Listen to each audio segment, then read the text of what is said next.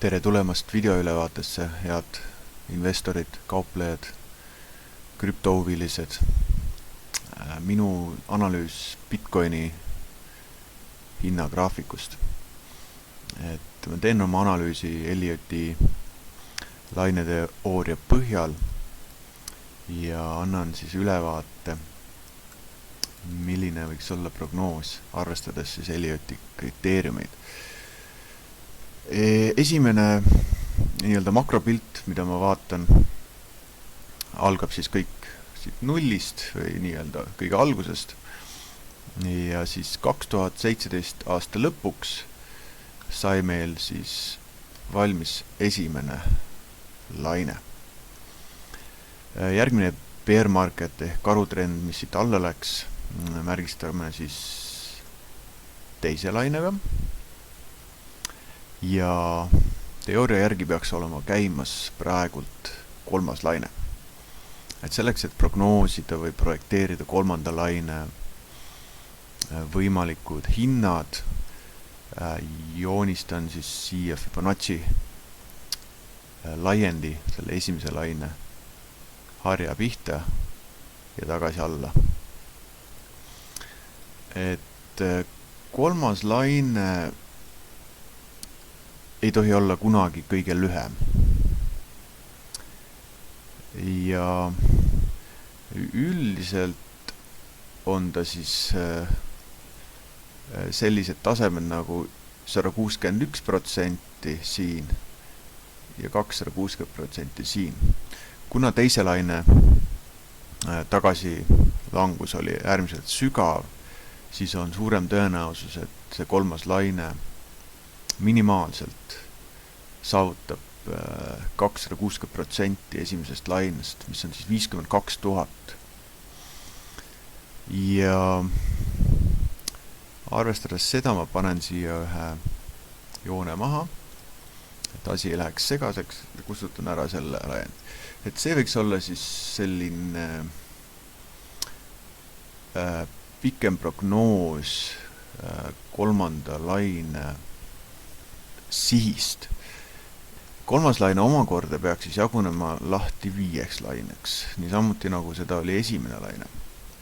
Impulslained on kõik 5-lainelised, mis koosnevad siis 3 impulslainest ja 2 korrektsioonist.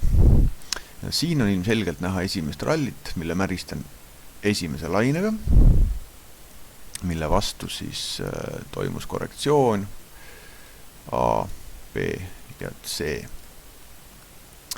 See võiks siis anda meile teise laine kätte. Nüüd selleks, et prognoosida selle sama kolmanda laine suures pildis sees olevat kolmandat lainet, projekteerin jällegi Fibonacci tasemed, sealt alt esimese laine tippu ja siia alla tagasi. Et järjekordselt eeldan, et seesama kolmas laine, kolmanda laine, kolmas laine tuleb siia 260% sisse ja sellest momendist näeme siis järgmist korrektsiooni, sellist, mis kestab märksa kauem. Et see oleks siis vastavuses selle teise laine korrektsiooniga. Panen siia, märgin selle korrektsiooni ilusti, selline megafoni kuju, kellele sobib see lipukujutisena ükskõik. Ja kolmas laine siis impulseeriks ennast siia 260% sisse ja peale mida me näeme siis sellist külgliikumist märksa pikemat, et mis siis ühel hetkel jätkab siis meie liikumist 5. lainesse, mis viib siis hinna 50 000 peale. Ja see võiks olla siis suurema pildi kolmas laine see ülesse, peale mida meil hakkab siis 4. laine selle 2-aastase bear marketi kohta. Et seesama 4. laine võib siin ka siis kesta mõne aasta peale mida me näeme siis hinna veel üks kord tõusu ja seda juba siis oluliselt kõrgemale. Antud hetkel siis me tahaksime teada, mis toimub, kuidas progresseerub siis selle kolmanda laine kolmas laine siin sees. Et mis on toimumas siin, ennem kui me jõuame siia 260% peale ehk 31 000. Ja nüüd ongi hea moment minna päeva sisse ja vaadata üle see sama progressioon, mis on siit toimumas. Et see sama kolmanda kolmas peaks siis omakorda lahti mängima viielaineliseks. Algab siis 1, siia 2. Järjekordselt saan kasutada Fibonacci tööriista ja vaadata ära, kuhu maale on progresseerunud see kolmanda laine kolmas. Kasutan Fibonacci tasemeid. See alla tagasi. Ja me näeme siin 685%, mis on oluliselt siis üle laienenud kolmanda kolmas. See on väga pikk laine siit ülesse. Ja siin me näemegi sellist korrektsiooni, mille ma märkisin ära siis neljandaks laineks. Ja see tähendab seda, et meil on siis selles sama kolmanda laine viimane viies osa toimumas. Ja see viimane viies peaks siis lahti mängima samamoodi omakorda viieks laineks. Et nüüd on küsimus, kas meil on 1, 2, 3, 4 ja siis meil tuleb see suur paiskamine see üles 30 000 peale. Seda täpselt ei tea, kuidas need lained siin jaotuvad. Võib-olla on 1, 2 alles, tuleb kolmas, neljas, viies, et seda näitab aeg. Aga praegult paistab see laineteooria kõige tõenäolisem.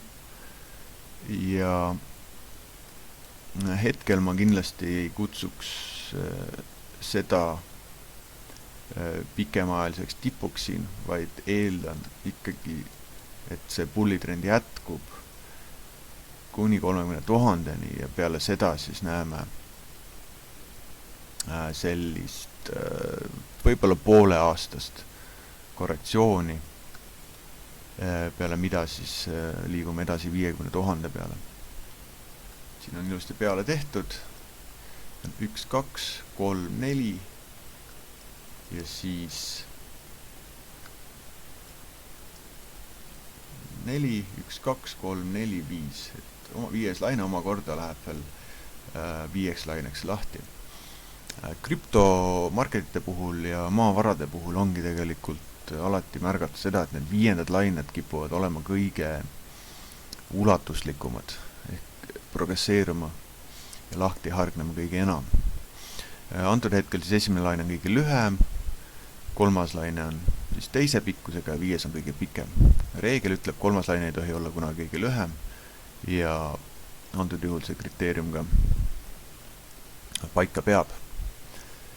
Ja siis ootame edasi järgmist infot, mis meil tuleb. Et ma usun, et ei lähe kaua aega, kui 30 000, 31, 32 000 on käes. Et siin kohal kindlasti ise hakkan väga oluliselt jälgima price actionit, kui tuleb konkreetne müügi seadistus, siis mõneks ajaks on ka mõistlik oma nupud laualt koristada. Soovin edu ja kõike paremat!